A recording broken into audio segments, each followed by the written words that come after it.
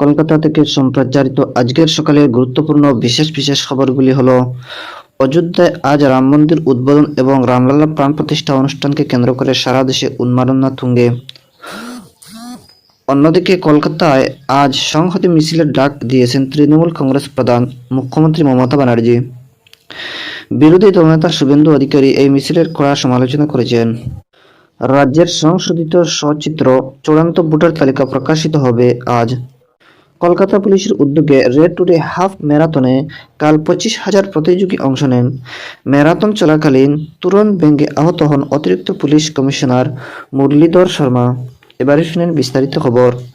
অযোধ্যায় আজ রাম মন্দির উদ্বোধন এবং রামলালার প্রাণ প্রতিষ্ঠা অনুষ্ঠানকে কেন্দ্র করে সারা দেশে উন্মাদনা তুঙ্গে। দেশ বিদেশের অসংখ্য ভক্ত ভিড় করেছেন অযোধ্যায়। এখনও আসছেন বহু মানুষ। নিরাপত্তার চাদরে মুড়ে ফেলা হয়েছে গোটা শহর। প্রধানমন্ত্রী নরেন্দ্র মোদী আজ বেলা 12:20 রামলালা প্রাণ প্রতিষ্ঠা করবেন। এই অনুষ্ঠান সরাসরি সম্প্রচার করা হবে আকাশবাণী ও দূরদর্শনে, ইউটিউব সহ সোশ্যাল মিডিয়ায়। সকাল 10:10 থেকে আকাশবাণী সবকটি প্রচার তরঙ্গে অনুষ্ঠানের দ্বারা বিবরণী শোনা যাবে। এই পর্ব শেষ না হওয়া পর্যন্ত বাতিল থাকবে সংবাদ সহ নির্ধারিত সব অনুষ্ঠান। আজ কেন্দ্রীয় সরকারের সব দপ্তর ও প্রতিষ্ঠানে বেলা 2:30 পর্যন্ত অর্ধ দিবস ছুটি ঘোষণা করা হয়েছে। কলকাতায় দিনটি বিশেষভাবে পালন করা হবে। কালীকৃষ্ণ টেগোর স্ট্রিটে বৈকুণ্ঠনাথ মন্দির থেকে এক সনাতনী শোভাযাত্রা বের করা হবে। এতে অংশ নেবেন রাজ্যের বিরোধী দলনেতা শুভেন্দু অধিকারী। তার নির্বাচনী কেন্দ্র নন্দীগ্রামের সিদ্ধেশ্বর বাজার থেকে সিদ্ধেশ্বরী মন্দির পর্যন্ত এক সনাতনী শোভাযাত্রায় কাল সামিল হন তিনি।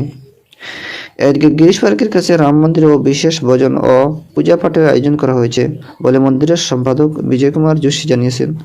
রাম মন্দির নিয়ে কোনো কর্মসূচি পালনে কেউ বাধার সম্মুখীন হলে আইনি সহায়তার জন্য রাজ্য বিজেপির তরফে একটি হেল্পলাইন নম্বর দেওয়া হয়েছে। নম্বরটি হলো 7605050115। অন্যদিকে অযোধ্যায় রাম মন্দির উদ্বোধনের দিন কলকাতায় সংহতি মিছিলের ডাক দিয়েছেন তৃণমূল কংগ্রেস প্রধান মুখ্যমন্ত্রী মমতা ব্যানার্জি। কালীঘাট মন্দিরে পুজো দেওয়ার পর তিনি এই মিছিলে সামিল হবেন। গির্জা, গুরুদুয়ারা, মসজিদেও যাবেন তিনি। মিছিল শেষ হবে পার্ক সার্কাসে।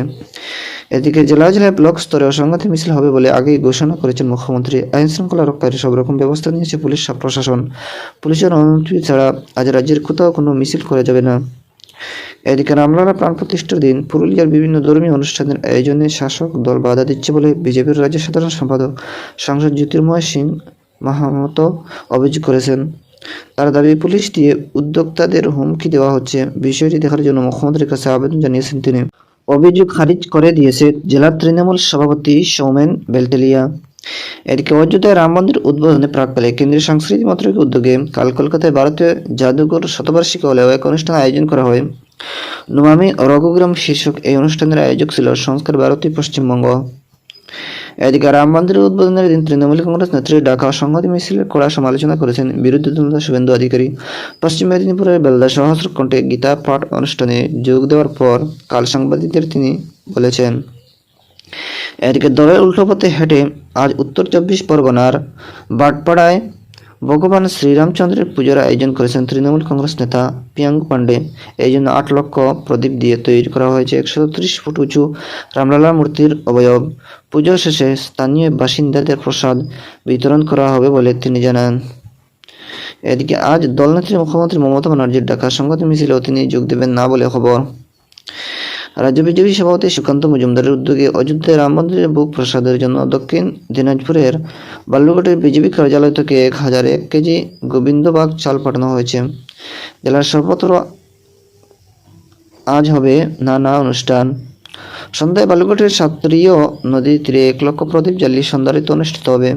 এদিকে মালদার ইংরেজ বাজারের লক্ষ্মীপুরে কেন্দ্রীয় বিদ্যালয় প্রাঙ্গণে কাল প্রাণ প্রতিষ্ঠা অনুষ্ঠানের সাফল্য কামনা করে আয়োজিত শক্তি বন্দনায় উপস্থিত ছিলেন বিধায়ক শ্রীরূপা মিত্র চৌধুরী। চলে সূর্য উপাসনা, প্রকৃতি পুজো, শান্তিজ্য, নরনারায়ণ সেবা। এদিকে রামলালা প্রাণ প্রতিষ্ঠা উপলক্ষে হাওড়ার শ্যামপুরে কাল এক মিছিলের আয়োজন করা হয়। পরিষ্কার পরিচ্ছন্ন করা হয় ছোট বড় বিভিন্ন মন্দির। এদিকে পশ্চিম বর্ধমানের পানাগড়ে রামনবমী মহোৎসব সমিতির পক্ষ থেকে প্রভু রামের ছবি দিয়ে রাস্তায় বড় বড় তোরণ তৈরি করা হয়েছে। গেরুয়া পতাকায় সেজে উঠেছে গোটা এলাকা। পানাগড় বাজারে রণডিহা মোড়ের কাছে কাল এক রক্তদান শিবিরের আয়োজন করা হয়। উপস্থিত ছিলেন বর্ধমান দুর্গাপুরের বিজেপি সাংসদ SS আলুওয়ালিয়া। এদিকে রাম মন্দির উদ্বোধনের আগে জলপাইগুড়ি শহরের পান্ডাপাড়ার বারুইতি কালী মন্দিরে কাল সংকীর্তনের আয়োজন করা হয়। এতে অংশ নেন কদুবাড়ি এবং কাশিয়াবাড়ির সংকীর্তন দল। এদিকে কলকাতা হাইকোর্টে অনুমতি না দেওয়ার ধর্মতলায় ভিক্টোরিয়া হাউসের সামনে কাল প্রতিষ্ঠা দিবসের সভা করতে পারেনি আইএসএফ। তার পরিবর্তে আদালতের নির্দেশে নেতাজি ইন্ডোর স্টেডিয়ামে মুষ্টুমে ও কয়েকজন নেতাকে নিয়ে সভা করলেন দলের প্রধান বাঙ্গরের বিধায়ক নওশাদ সিদ্দিকী। বক্তব্যের আগাগোড়া মুখ্যমন্ত্রী এবং অভিষেক বন্দ্যোপাধ্যায়কে আক্রমণ করেন তিনি। এদিকে ভোটের দিকে তাকিয়ে অযোধ্যায় রাম মন্দির উদ্বোধন, কালীঘাট থেকে সম্প্রীতি যাত্রা এবং মণিপুর থেকে ভারত জোড়ো ন্যায়যাত্রার আয়োজন বলে এসইউসিআই কমিউনিস্ট মনে করে। লেনিনের প্রয়াণ শতবর্ষে উপলক্ষে কলকাতার শহীদ মিনার ময়দানে দলের পলি ব্যুরো সদস্য তথা রাজ্য সম্পাদক চণ্ডীদাস ভট্টাচার্য অভিযোগ করেন, বামপন্থার ঐতিহ্য বিসর্জন দিয়ে পশ্চিমবঙ্গের বাম দলগুলি নীতিহীন বিরোধী জোট আইএনডিইতে সামিল হয়েছে। এটা খুবই দুঃখজনক। দলের কেন্দ্রীয় কমিটির সদস্য ও কেরালার রাজ্য সম্পাদক জিসান জোসেফ বলেন, ইসরায়েলের আক্রমণ এ পর্যন্ত গাজায় 25,000-এর বেশি মানুষ নিহত হয়েছেন, যার মধ্যে 10,000 শিশু। 11 কোটি প্যালেস্তানীয় সারা দুনিয়ায় উদ্ধ্বস্ত জীবন কাটাচ্ছে। এদিকে রাজ্যের সংশোধিত সচিত্র চূড়ান্ত ভোটার তালিকা প্রকাশিত হবে। আজ সকাল 11টা নাগাদ এই তালিকা বেরোবে বলে রাজ্যের মুখ্য নির্বাচন আধিকারিকের দপ্তর সূত্রে খবর।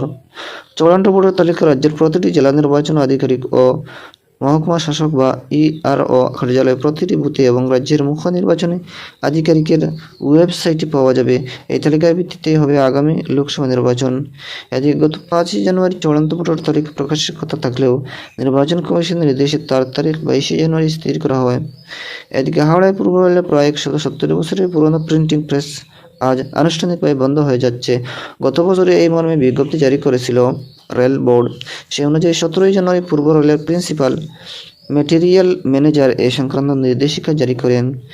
এক সময় এরকম 17টি প্রিন্টিং প্রেস ছিল, তার মধ্যে চালু ছিল 5টি। হাওড়া তার একটি বন্ধ হয়ে যাচ্ছে, এই নিয়ে ক্ষোভ প্রকাশ করেছেন রেল কর্মীদের সংগঠনের নেতা অমিত কুমার দাস। এদিকে নদিয়ার হাঁসখালি গণধর্ষণ ও মৃত্যুর ঘটনার অন্যতম সাক্ষী নির্যাতিতার ছোট কাকাকে মারধরের অভিযোগ উঠেছে দুষ্কৃতীর বিরুদ্ধে। পরিবারের পক্ষ থেকে জানানো হয়েছে, গতকাল রাত 8টা নাগাদ কয়েকজন অজ্ঞাত পরিচয় দুষ্কৃতী বাড়িতে ঢুকে নির্যাতিতার ছোট কাকাকে সাক্ষ্য না দেওয়ার জন্য ভয় দেখার তারা রাজি না হলে তাকে বেধড়ক মারধর করা হয়। দেওয়া হয় খুনের হুমকিও। পরিবারের সদস্যরা গোলমাল শুনে ছুটে এলে দুষ্কৃতীরা পালিয়ে যায়। এদিকে পুলিশি নিরাপত্তা থাকা সত্ত্বেও কীভাবে এই ঘটনা ঘটল তা নিয়ে প্রশ্ন উঠেছে। আহত ব্যক্তিকে বগুলি হাসপাতালে নিয়ে যাওয়া হয়। এদিকে পূর্ব মেদিনীপুরের এগরার বরিদা গ্রাম পঞ্চায়েতের বর্তনা গ্রামে কৌটো বোমা বিস্ফোরণে এক ব্যক্তি গুরুতর জখম হয়েছেন। বছর 55 এর শেখ রাইজুদ্দিন সকালে বাড়ির সামনে বাঁশের বেড়া দেওয়ার সময় রাস্তার পাশে পড়ে থাকা টিনের কৌটোটিও তার হাতে লাগে। সেটি সরিয়ে দিতে গেলে বিকট শব্দে বিস্ফোরণ হয়। রক্তাক্ত অবস্থায় রাইজুদ্দিনকে উদ্ধার করে গ্রামবাসীরা 11 সুপার স্পেশালিটি হাসপাতালে নিয়ে যান। অবস্থার অবনতি হওয়ার কলকাতায় পাঠানো হয়েছে তাকে। বিস্ফোরণে রাইজুদ্দিনের ডান হাতের কবজি উড়ে গেছে, বাদ চোখেও লেগেছে গুরুতর আঘাত। এদিকে কলকাতা পুলিশের উদ্যোগে কাল সকালে রেড রোডে হাফ ম্যারাথন দৌড় প্রতিযোগিতায় আয়োজন করা হয়। পুরুষদের 21 কিলোমিটার বিভাগ প্রথম হয়েছেন রঞ্জিত কুমার প্যাটেল, 55 বেরা দ্বিতীয়, হিমন্ত সিং রয়েছেন তৃতীয় স্থানে। এদিকে মহিলাদের 21 কিলোমিটার বিভাগে রেণু সিং প্রথম, মুন্নি দেবী দ্বিতীয় এবং লিলি দাস তৃতীয় হয়েছেন। 25,000 প্রতিযোগী এতে অংশ নেন। এদিকে 10 কিলোমিটার ম্যারাথন যোগ দেন ডায়মন্ড হারবারের সাংসদ অভিষেক বন্দ্যোপাধ্যায়। উপস্থিত ছিলেন কলকাতার পুলিশ কমিশনার বিনীত গোয়েল রেজো, পুলিশের মহানির্দেশক রাজীব কুমার, অভিনেতা আবির চট্টোপাধ্যায় প্রমুখ। এদিকে ম্যারাথন চলাকালীন আচমকাই একটি তরুণ ভেঙে পড়লে আহত হন কলকাতা পুলিশের অতিরিক্ত কমিশনার মুরলীধর শর্মা। তাকে মল্লিকাবাজারের একটি বেসরকারি হাসপাতালে নিয়ে যাওয়া হয়। এদিকে ইডেনের রঞ্জি ট্রফি ক্রিকেটের তৃতীয় দিনের শেষে বাংলা ছত্তিশগড়ের বিরুদ্ধে প্রথম ইনিংসে 354 রানে এগিয়ে। পর্যাপ্ত আলো না থাকায় কাল মাত্র 9 ওভার খেলা হয়েছে। জাপানের বিরতির পর খেলা শুরু হয়। দিনের শেষে ছত্তিশগড় প্রথম ইনিংসে 2 উইকেটে 27 রান করেছে। এদিকে ঘন কুয়াশার জুড়ে কাল দক্ষিণ 24 পরগনার বকাখালীর অদূরে জম্বুদ্বীপের কাছে বঙ্গোপসাগরে চড়ে আটকে যায় পর্যটক বোঝাই লঞ্চ বা গঙ্গা। দীর্ঘক্ষণ আটকে থাকেন যাত্রীরা, এদের মধ্যে অনেক শিশু ও মহিলা ছিলেন। খবর পেয়ে সুন্দরবন পুলিশ জেলার ফ্রেজারগঞ্জ উপকূল থানার পুলিশ ঘটনাস্থলে পৌঁছায়। আটকে পড়ে 40 জন পর্যটককে উদ্ধার করে ফ্রেজারগঞ্জ ফিশিং হারবারে পৌঁছে দেওয়া হয়। দর্শক বন্ধুরা, আজকের সকালে গুরুত্বপূর্ণ বিশেষ খবর এখানে